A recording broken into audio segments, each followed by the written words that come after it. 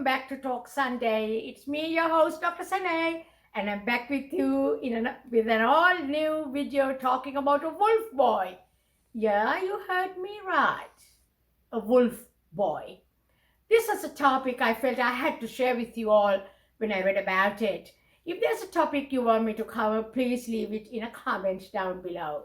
For all you guys who are new to my channel, I post videos on Tuesdays and Sundays about crime, social issues, celebrity news, and just anything else that I would find interesting to talk to you about. If you enjoyed this video, please remember to like, comment, and subscribe. Okay, thank you. Let's get into this. As kids, you've obviously heard or read the beautifully enthralling story of the Jungle Book. Yes? Many believe that Dina Sanichar, the Indian wolf boy, was the inspiration behind the writer Rudyard Kipling's famous work, The Jungle Book. So, the real-life inspiration for an Indian-British author was a feral child raised by wolves. You're all familiar with the awesome kid Mowgli, aren't you? Oh, I love him. Legend of the Jungle, also known and stylized on screenplay as Mowgli. It's a 2018 adventure drama film based on stories collected in all the Mowgli stories by Rudyard Kipling.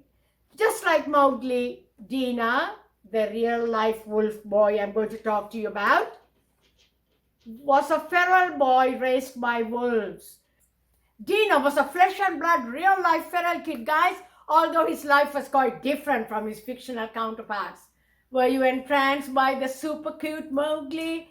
The man cub with his fascinating life, which is so mesmerizing that you wished you could actually go there and join him? After wandering into an Indian forest, he was adopted by the animals who fed, protected, and sheltered him. It was so touching. Guys, Dina, the real wolf boy, too, was actually raised by wolves. But the boy who inspired Mowgli did not have such a fantastical life like Mowgli. Let's rewind a bit and find out more about the writer.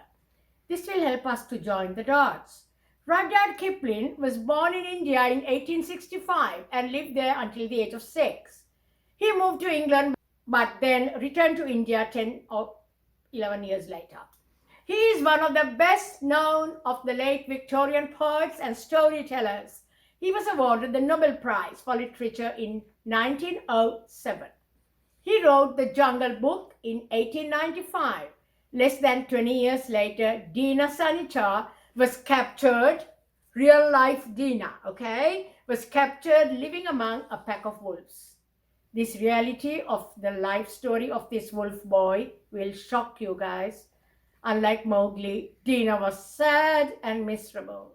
We know that Dina isn't the only one who ever lived an unusual life or whose story was made into a book, but most certainly made an impact on Kipling, who is known as one of Britain's most famous writers.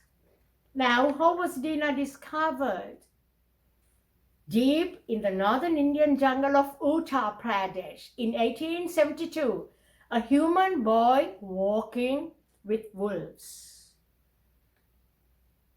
This sight stopped the hunters in their tracks. Bewildered by what they saw, the hunters followed him. The kid, walking on all fours, followed a wolf companion. The hunters tried their best to capture the boy, and they finally managed to smoke him out of a cave along with the wolf. The hunters killed the wolf at the first opportunity. Dina witnessed the entire thing without warning.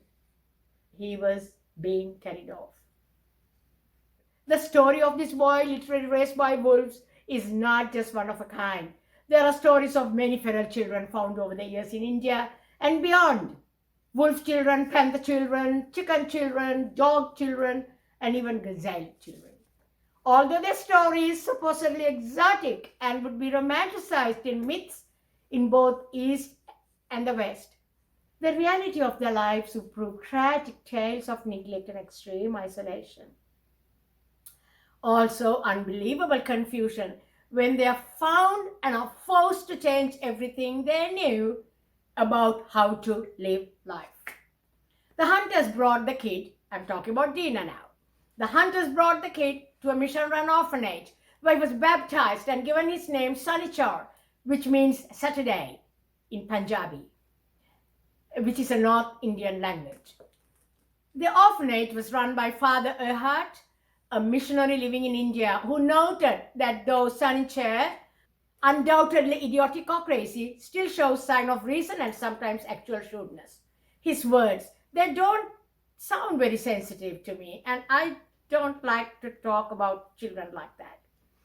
Children normally are expected to learn to speak during the first 2 years of their lives, along with mental, emotional, and behavioral development. Dina, however, would never learn to speak, despite multiple attempts by those around him to teach him how to talk. Dina was supposed to be mentally stunted despite years of forced reintegration into human society. He only communicated by making animal noises. Well, obviously, that's all he knew. When Dina first arrived at the orphanage, he refused to eat cooked food. He liked raw meat and would gnaw on bones to sharpen his teeth.